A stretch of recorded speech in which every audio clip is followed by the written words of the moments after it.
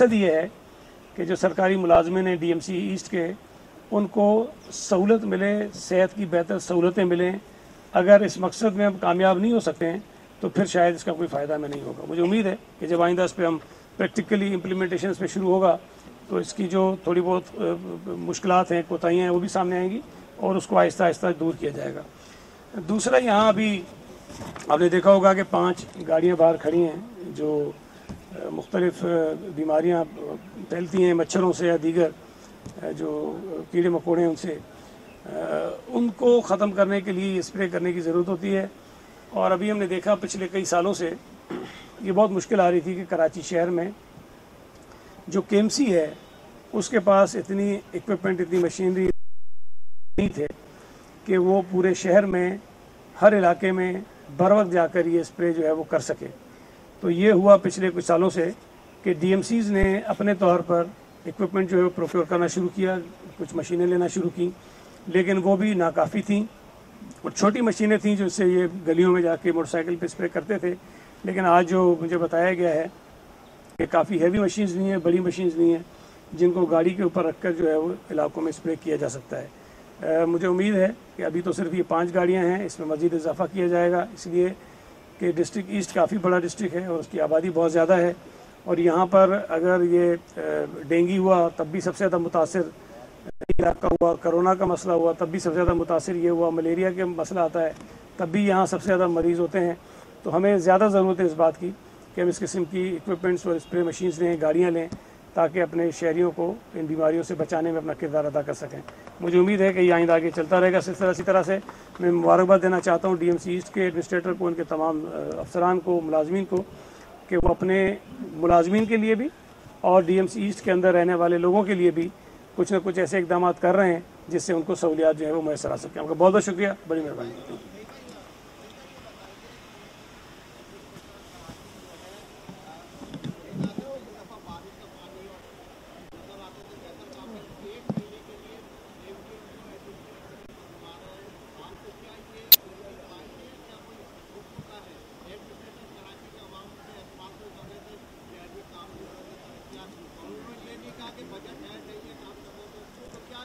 देखिए, इसमें कोई दूसरी राय नहीं है कि मिर्ज़ा वहाब साहब ने बड़ी मेहनत की और बहुत काम उन्होंने किया है और बहुत सारी जो मुश्किलात थी लोगों की उसको कम करने की कोशिश की है, लेकिन उसके बावजूद भी बहुत सारे मसाइल रह जाते हैं।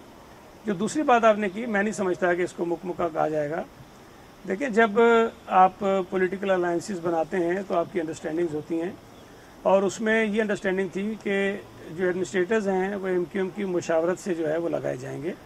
तो अब अगर उन्होंने ये कहा है कि जी हमसे मशावरत कर ली जाए, तो मैं समझता हूँ कि अगर उनसे कोई कमिटमेंट थी तो उसको हम पूरा करने के हमारी जिम्मेदारी बनती है। लेकिन हमें उम्मीद यही रखनी चाहिए कि जो भी शख्स आएगा वो भी मिर्ज़ा वहाब साहब के जो काम हैं उनको उसी तरह आगे बढ़ाएगा और हम उम्मीद करेंगे कि उसमें ज़्यादा बेहतरी से आगे बढ़ाएगा।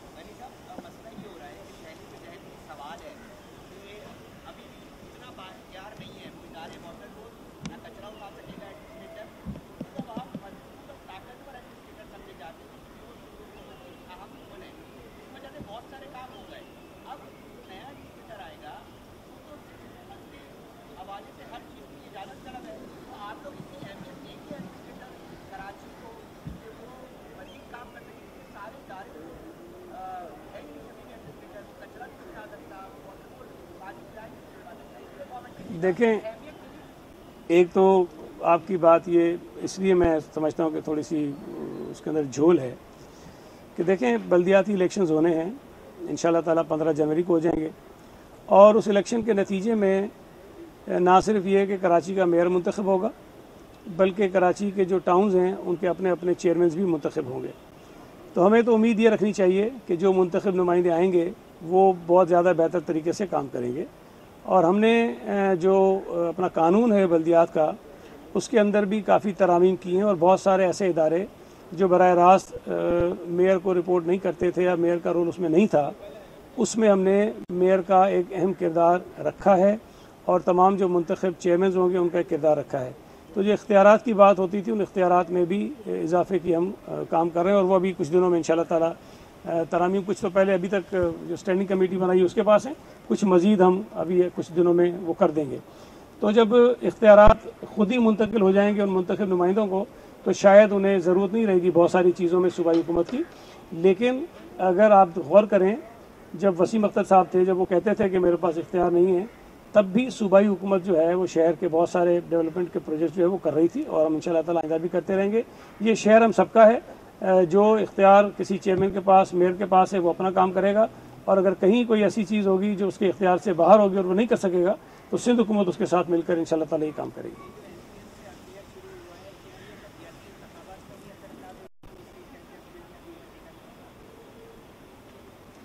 अफेयर तो उसको नहीं कहेंगे पॉलिटिकल अफेयर नहीं है। देखें, सियासी जमातों के साथ बातचीत होती है और ये कोई बुरी बात नहीं होती, अच्छी चीज़ है। लेकिन बल्दियाती इलेक्शंस के नॉमिनेशंस जो हैं वो पहले से फाइल हुए हैं। MQM ने अपने कैंडिडेट्स खड़े किए हैं, हमने अपने कैंडिडेट्स खड़े किए हैं। वो अपने उम्मीदवार को जिताने की कोशिश करेंगे, हम अपने उम्मीदवार के लिए कोशिश करेंगे कि वो जीते। तो फिलहाल ऐसी कोई बात कहीं पे नहीं हुई, ना MQM ने की है ना हमने की है, कि जो पहला मरहला हो रहा है जिसमें बराह रास्त लोगों ने वोट डालना है और मुंतखब करना है लोगों को, अपने नुमाइंदों को, उसमें कोई ऐसी अंडरस्टैंडिंग नहीं है।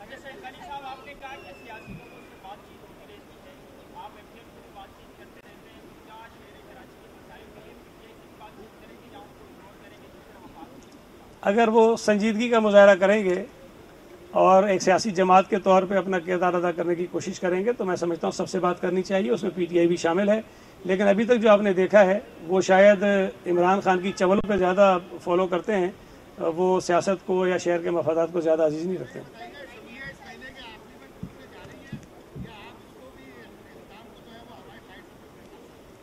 इमरान खान की बात देखें, मैंने एक बात कही थी, इमरान खान दूसरा शेख रशीद है।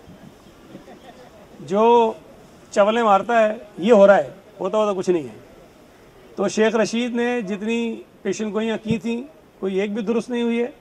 इसी तरह जो इमरान खान कह रहा है उसमें से भी कोई दुरुस्त नहीं होगी। जब इसने कहा था मैं इस्लामाबाद आ रहा हूँ, मैंने कहा था नहीं आएगा, नहीं आया। जिस दिन इसने कहा था असेंबलियाँ टूटेंगी, मैंने कहा कुछ नहीं होगा, इसी तनख्वाह पे काम करेंगे। इसलिए कि आपने परवेज इलाही साहब का इंटरव्यू सुन लिया होगा ना कल, वो कहते हैं भाई 3-4 महीने तो छोड़ देना, इमरान खान चल ही नहीं सकता, कंपनी कैसे चलाएगा हमारी। मतलब उसने तो बिठा दिया उसको 4 महीने के लिए, कहता है प्लस्तर बांध के बैठ जाओ। तो मेरा ये यकीन है इंशाअल्लाह ताला इमरान खान पाकिस्तान की सियासत का माजी बन चुका है। जो मर्जी है वो करता रहे, जो मर्जी है वो कहता रहे, पाकिस्तान की सियासत पर उसका कोई असर नहीं पड़ेगा। असम्बलियाँ अपनी मुद्दत पूरी करेंगी, वक्त पर इलेक्शन होंगे और PTI को बुरी तरह से शिकस्त होगी। ख़वातीन से पहले एक सवाल।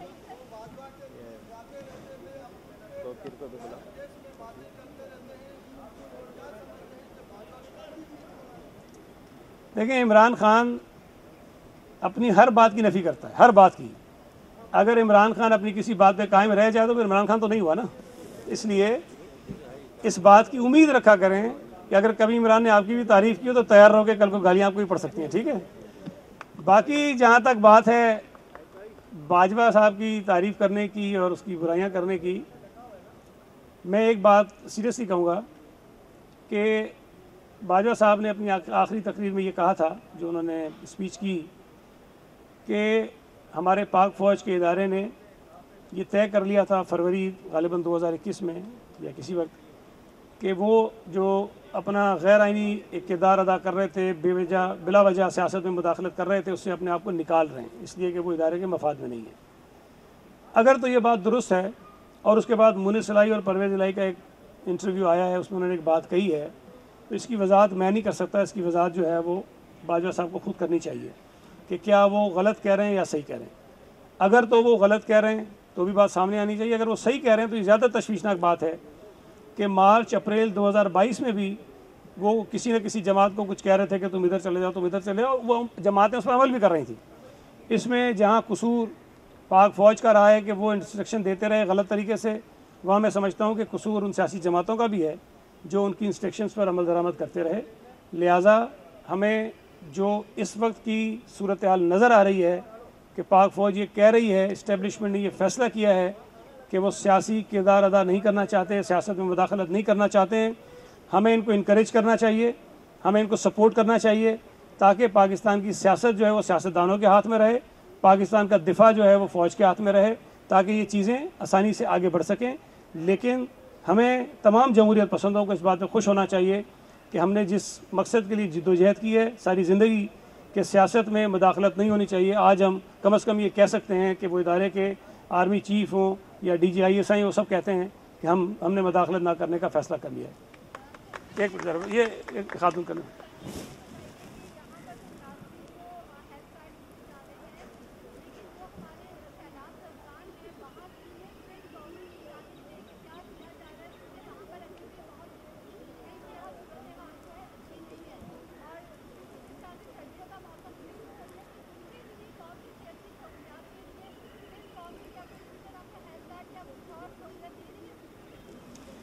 देखें, जो सैलाब मुतासरीन हैं बिलाशुबा उनके बहुत सारे मसाइल हैं और हकीकतन उनको बहुत सख्त हालात का सामना करना पड़ा है पिछले काफ़ी महीनों से।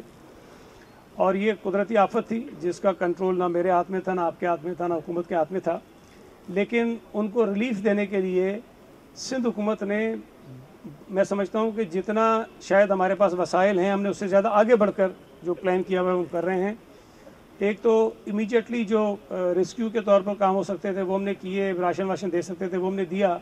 लेकिन अब हम रिहेबिलिटेशन और रिकन्स्ट्रक्शन के मराइल में हैं और सिंध हुकूमत ने यह फ़ैसला किया है कि जिन लोगों के घर मुकम्मल तौर पर तबाह हो गए हैं, और इंटरेस्टिंगली पहले जो हम समझ रहे थे कि ज़्यादा घर वो होंगे जो पार्शली डैमेज हुए होंगे, जो थोड़े बहुत मुतासर होंगे, लेकिन जब पूरा सर्वे हुआ है तो जो मुकम्मल तौर पर तबाह होने वाले घर हैं उनकी तादाद ज़्यादा है। तो सिंध हुकूमत उन तमाम लोगों को उनके घर दोबारा बना कर देगी। जिनके घर पार्शली डैमेज हुए हैं उनको हम कुछ पैसे देंगे ताकि वो अपने घरों को दोबारा से ठीक कर सकें। जो काश्तकार मुतासर हुए हैं उनको दोबारा ज़मीन आबाद करने के लिए सिंध हुकूमत ने बीज जो है वो अपनी तरफ से देने का फ़ैसला किया है। सिंध हुकूमत ने जो इंफ्रास्ट्रक्चर है उस पर हम काम कर रहे हैं। तो बहुत सारे मंसूबे हैं जो हम खुद भी अपना जो वसाइल हैं, फेडरल गवर्नमेंट के वसाइल हैं, और उसके साथ साथ वर्ल्ड बैंक और दीगर जो इदारे हैं बैनुल अक़वामी, उनसे मदद लेकर हम ये काम कर रहे हैं। और इसके अंदर जितना पैसा दरकार है वो शायद हमारी और आपकी सोच से ज़्यादा, इसलिए कि ना फेडरल गवर्नमेंट के पास ना सूबाई हुकूमत के पास इतने वसाइल हैं। लेकिन हमारी ये कमिटमेंट है कि इंशाअल्लाह ताला अगले कुछ महीनों में ये सारी जो रिकन्स्ट्रक्शन और रिहेबिलिटेशन के काम हैं ये आपको होते हुए नज़र आएंगे और हम बहुत बड़े पैमाने पर करते हैं। हम समझते हैं उन लोगों का हक़ है कि हम उनकी कोई मदद करें। एक मिनट काजी साहब कर लें पहले।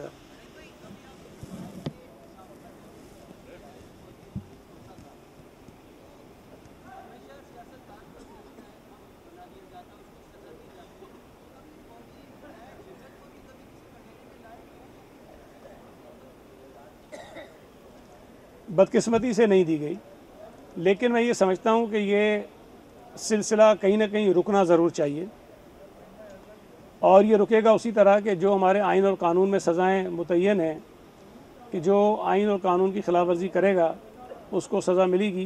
तो इसी तरह अगर कोई आर्मी डिक्टेटर था माजी में जिसने ये सारी चीज़ें की हैं उनको सज़ाएँ मिलनी चाहिए। कोशिश ज़रूर किसी ने की थी कि जनरल परवेज़ मुशर्रफ को कोई सज़ा मिले, लेकिन बहरहाल वो मुमकिन नहीं हो सका। ट्रायल ज़रूर उनका शुरू हुआ लेकिन सज़ा नहीं मिली। मैं ये समझता हूँ कि संजीदगी का मुजाहरा अगर किसी भी जगह से होना है तो हमें इस बात पर पुख्ता ऐलान करना चाहिए, अमली तौर पर इक़दाम करने चाहिए कि जो भी शख्स होगा अगर वो वायलेट करेगा हमारे आइन को, चाहे वो इमरान खान हो, चाहे वो जनरल परवेज़ मुशर्रफ हो, चाहे कोई और हो, उसके ख़िलाफ़ कार्रवाई कानून के मुताबिक होनी चाहिए। अगर हम किसी को सज़ा नहीं देंगे तो फिर शायद मुस्तकबिल में फिर कोई ना कोई इस तरह की किसी को हिम्मत ही मिलेगी क्योंकि हरकतें करें।